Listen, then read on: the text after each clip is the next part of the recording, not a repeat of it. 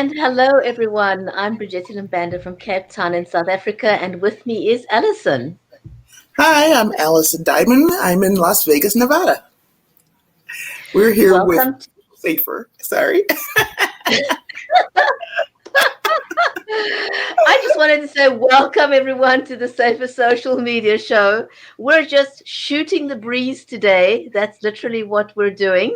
We're talking about what we're planning to do. In the Safer Social Media Show, we plan to talk about how we can apply information literary skills to online content and how that could empower us to critique what we see. And it also gives us the ultimate freedom from disinformation. hmm Alison, this was your brainchild. It was an idea we kind of both had. hmm What is it that made you want to do the show? it was personal. I'm a sociologist, and so I'm always interested in what people are doing and saying, and I love social media. So, one of the things that I found being on social media all the time was the amount of disinformation that we're all sharing. And I could not find a good way to inform people that they're sharing disinformation and I found studies that support this. People don't like being told they've shared disinformation. So there's no easy way to do it. And yet the problem is proliferating. So I really started studying how we're sharing disinformation, where it's coming from, what are the factors involved in that decision that we make to share information. And I've learned that there's nature that we have to overcome, there's nurture that we have to overcome. The social media architecture is encouraging this.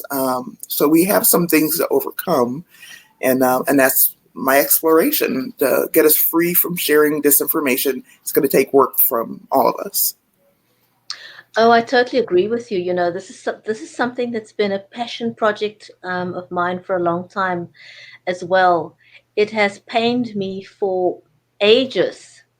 One, when you see disinformation, but it's not just the seeing of the disinformation, it's how that affects innocent people hmm um, in the process. And that to me is huge. When I see stuff about children, for example, it's a particular pain point for me because these kids have no idea what they're getting themselves into and how that could affect their future career opportunities.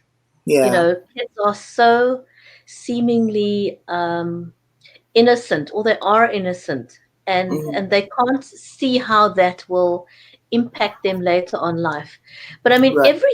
I don't know about you, Alison, but every single day, it's as if this issue just keeps escalating. It's on a one-way trajectory, just upwards. It's not even Yeah. flatlining anyway. It's just climbing. Yeah. It looks like every single day that I'm, looking into this, there's more and more being discovered. Um, just recently, Alex Jones of Infowars, um, he claimed in court, this was late last year, he claimed in court that the reason he was spreading disinformation, about government conspiracies for Sandy Hook and 9/11 or 9/11, he was saying it was caused by psychosis, um, that was caused by reading so much false information online. So he's suing the families who suffered What? from he's suing the family who suffered from the lies that he told because of his court costs. And yet he's also saying that he did it because of a mental health issue caused by fake news. So Oh my gosh. it'll be very interesting to see how this plays out and if it affects other people who want to claim, how disinformation has mentally affected them, because we know people are targeted by it. People suffer, whether it's, Dasani water being targeted as having parasites, companies are going to suffer. So these kind of court cases are probably going to start coming up. That would be an interesting case because it's kind of like a double whammy, you hmm know, him turning it around and Yeah, trying to turn himself into the victim. right. exactly. So I just found that to be very interesting.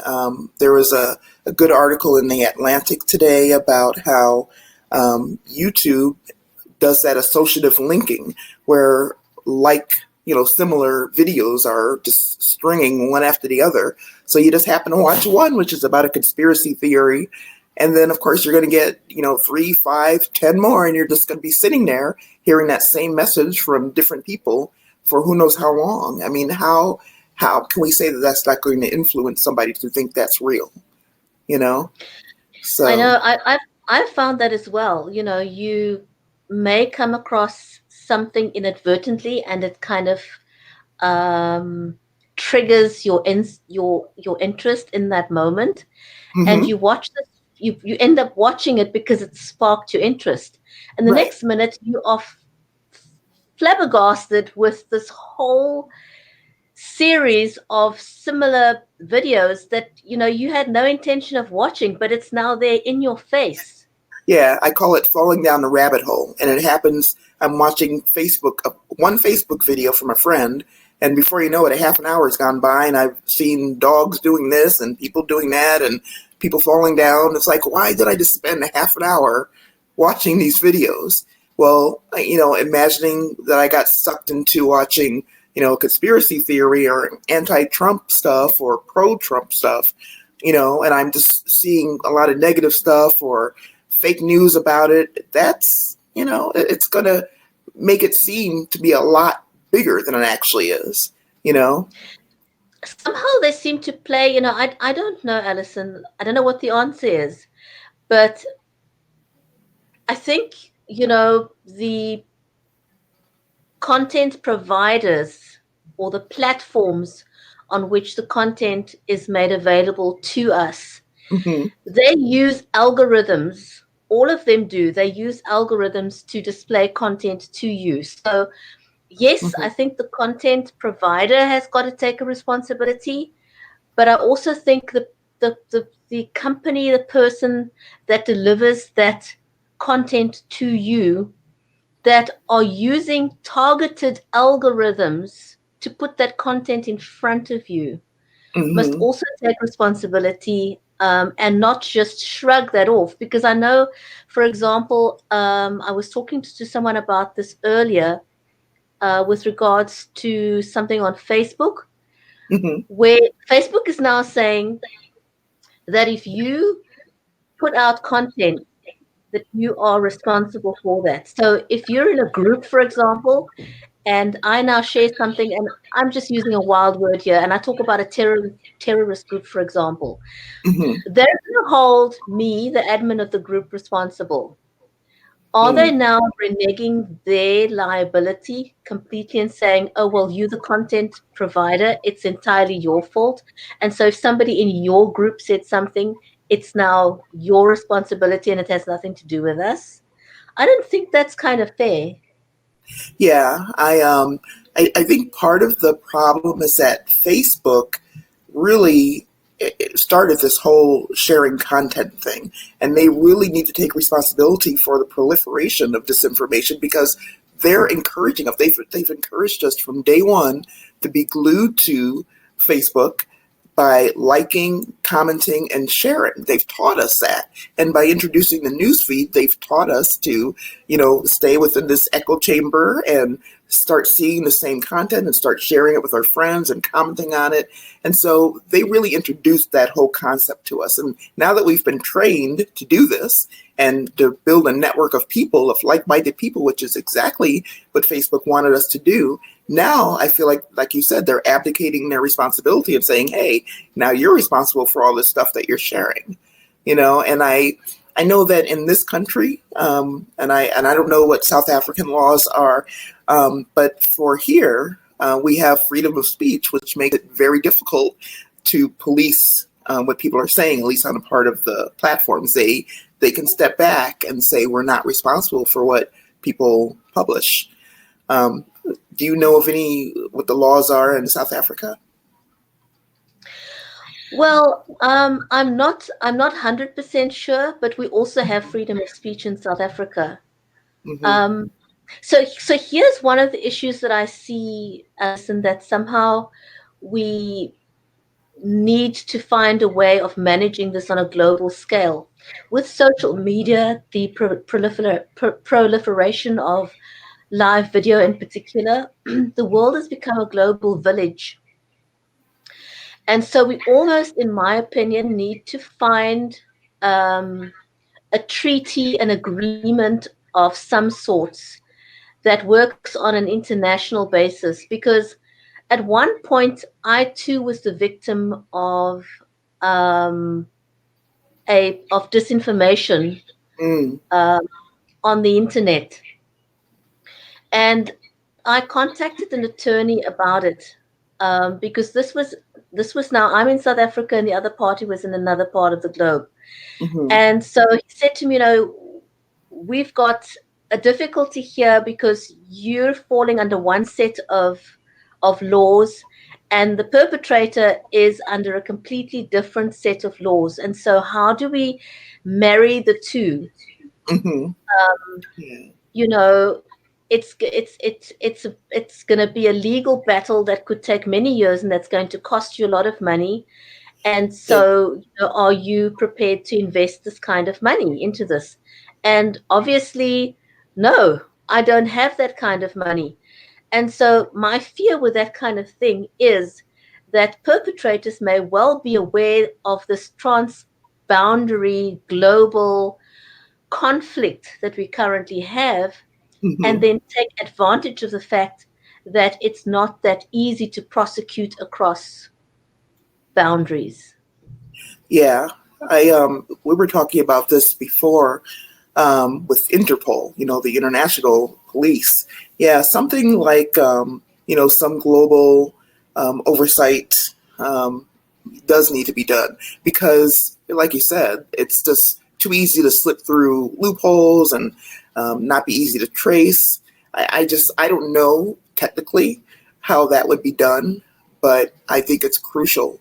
Otherwise, we're going to start closing off, access to different countries, which is what other countries do. And I can't see us doing that in this country. I just don't see us doing that. But other countries will do that, I and don't is think that that what we that's the want? answer No, necessarily.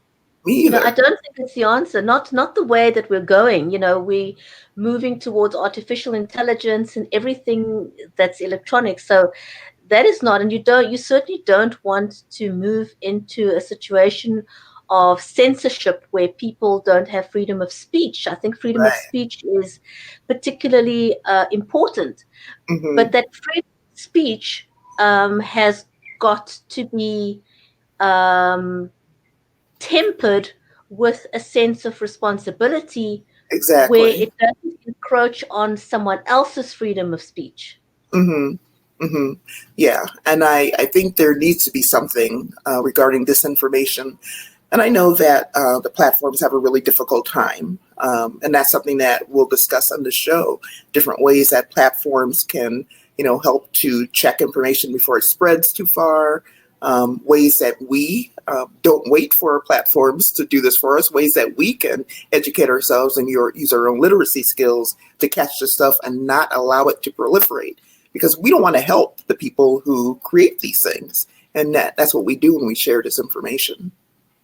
Now, that's a great point that you mentioned there. I'm often personally gobsmacked a little. Now, sometimes you see something, and especially if there's a period where things are kind of like when you're going through an election, for example, just by way of example, and somebody wants to try and swing the votes, they're going to try and find disinformation on someone as a means of swinging the votes. Hmm. And because it's an emotional time, people will neglect to do fact checking because, I saw it on the internet. But Exactly. most of the times, it will literally take you just a few minutes to go and Google it, and you'll quickly find out it's disinformation. But people are not taking the time. So that's why I feel we need to develop an internal compass where Hmm. we do fact checking before we quickly hit that share button, and not Right. to be so quick because somebody says share to just go and share it without checking. Exactly. We too quick on the button to share, Definitely. because if I mean there are sites, for example, that specializes in fact checking that are available. I know in South Africa, for example, there's a very reputable site called AfriCheck or Africa Check. Hmm. Um, and they will go and check, and they will post a report and say, well, we examined it and these are the facts, and that Hmm. is the story. But there's many of those out there. It's not just that one. All over the world there are sites dedicated to fact checking. But I Right. think it's finding ways of developing the culture of getting people to go and use those sites to check before they share. Definitely. And to me, that's where information literacy comes into play. You'll hear media literacy, digital literacy, news literacy. All of those things are about learning to think a different way about the content that we see and then how to act once you have, consumed this content. It's got to be different than what we've been doing. Yeah, I think it's people. We're so impulsive. I don't know what it is. It's kind of we see something and, oh, let me share it. This looks nice. Hmm. Now, there was Yep. one classic example that I saw earlier today. I'm not sure. I think I shared it with you. There was a classic example of where currently, racial hatred or racial anomalies or whatever you want to call it is always going to be a factor. And it's Hmm. always going to be a hot topic. Always. I don't think it's ever going to end. It's Yeah. just been there since Pa fell off the bus. And we'll always have to be cognitive of this racial tension that's Hmm. always looming in the air. It just takes one little spark to ignite racial tension. Doesn't take a lot. So That's in true. the light of that, for example, now with the whole Trump thing going and the war with Mexico and whatnot, someone posted online a picture of, or this is how they described it anyway. They said this is a picture of immigrants beating up on a car of a politician. And Hmm. it was disinformation, and it spread like wildfire because now it seemed to play into this whole Trump wall thing and why immigrants shouldn't be allowed. And it turns out that that video was a segment from a movie. It had nothing to do with immigrants. Yeah. Nothing. Yeah. Yeah, that's not uncommon. And that's where, we just have to stop being so trusting. We do, like you said earlier, we see something, we believe it's true, and it hits us emotionally, and we hit that share button like, oh my God, I can't believe this happened. And once you let that out in the wild, you can't just take it back. And when you print that retraction or show a retraction video or a post, the fewer people are going to see that correction than saw the original post. And that's a fact. That's actually been studied. The lies will travel farther and more quickly than the truth. So we have to be so careful about what we share, and that Oh, doesn't go absolutely. just for, yeah, it's not just for the really the spark stuff like politics and racial relations. It's for things like health news too. So many false health news information goes around, and that's harmful. There's a lot to talk about. Oh my goodness. I don't think we're ever going to run out of any topics to talk about, Allison, because there I don't think so. is just, I mean, health, just as you said now, health is one huge, big topic. Yep. Health, diet, um, body Safety. image. Hmm. The topics are simply endless, and the disinformation is absolutely um, endless. You Yeah. know, and one thing that pains me that I've seen happens a lot in South Africa. I'm not quite sure how much of it you see there. But the thing that pains me a lot currently here is we see so many violent videos of children at school. Mm. Violent situations where kids are beating up on other kids, picking on Yes. kids. Situations where um, a teacher may have smacked a child and it's taken out of context, Hmm. or vice versa, whatever. People don't know the facts, but they see a video and they think, oh, ooh, this shouldn't be happening. Let's share it. Right. Yeah. So Yeah. I think that's where we need to start changing the way we do things Hmm. so that we hit the pause button first, so that we stop that culture of instinctively sharing. Yeah. I agree. I agree. And that starts with us. We can't wait for, Facebook and Twitter and Instagram to save us from ourselves. Now that's an important thing. I I think that's you've hit it on the button right there. We're all sitting back and we're waiting for Facebook to do something, we're waiting for YouTube to do something, we're waiting for Twitch to do something. Hmm. But change can happen from within Yeah. because we are the consumers. Without us, there will be no YouTube, there will be no Facebook without us.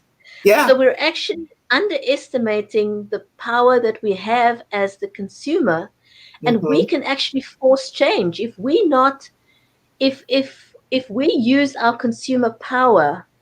We can change the landscape of Facebook, we can change the landscape of Twitter, we can change the Hmm. landscape of YouTube or any of these platforms.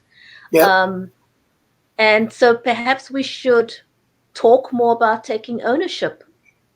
Yeah, yeah, and I think in our upcoming episodes, we'll talk about the different ways that we're going to approach and way people are already approaching this issue from more of a grassroots level. Because, like I said, we can't wait for the platform or legislation to develop, to get this stuff to stop. We're going to have to do it ourselves. And there are people, hopefully, we'll get some really great interviews too, people who are actually doing this on their own, just starting their own campaigns and getting other people on board.